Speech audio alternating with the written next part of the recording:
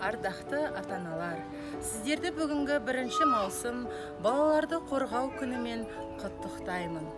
Бұл күн сыңғырлаған сәби күлкісімен балдырғандарымыздың бұлдыры арқылы ерекшеленеді.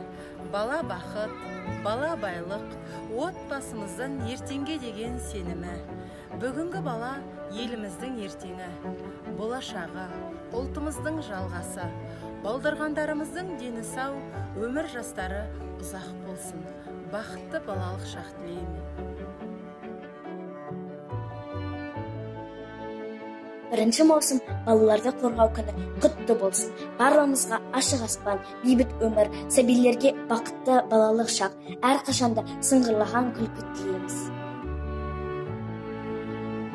Баршамызды бала тілмен баурайтын, бала деген бір бақыт қой самғайтын, ата-ананың арманы мен тілегін, бал емес пе, бал бұлақтан жалғайтын. Сүйкімді періштелер сендерсің, қандай бейне өздеріңе тең келсін.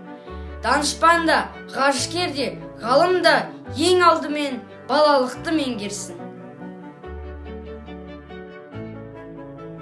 Сендерді 1 маусым балаларды қорғау мерекесімен құттықтаймыз.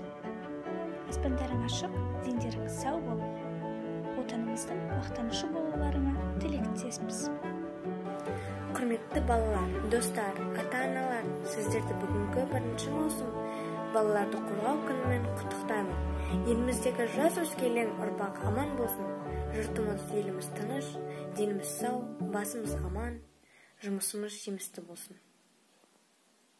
Қымбатты ұстаздар, оқушылар, ата-аналар, сіздерді 2019-2020 оқу жылының аяқталуымен шын жүректен құттықтаймыз. Біз оқу жылын өте табысты аяқтадық. Себебі біздің басты байлығымыз балаларымыз аман, дендері сау. Бұл оқу жылы өзге оқу жылдарынан өзгерек болды. Себебі бүкіл әлемге қауіп төндірген пандемияның кесірінен балаларымыз 4-ші тоқсанды қашықтан оқыды. Қашықтан оқу біздің еліміз үшін жаңалық қана емес, үлкен тәжірибе мектебі болды. Қашықтан оқу біздің балаларымызды өз бетінше білім алуға, мәліметті іздеп табуға, кез келген жағдайға бейімделуге, қысылтаяң шақта дұрыс шешім қабылдауға, кез келген жағдайда оңтайлы жол тауып шығуға үйретті.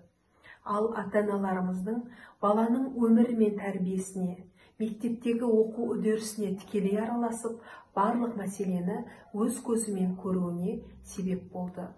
Мұғалімдер үшін қашықтан оқыту өзін көрсететін, білім мен білігін танытатын, шеберлігін шыңдайтын нағыз сайыс алаңы болды.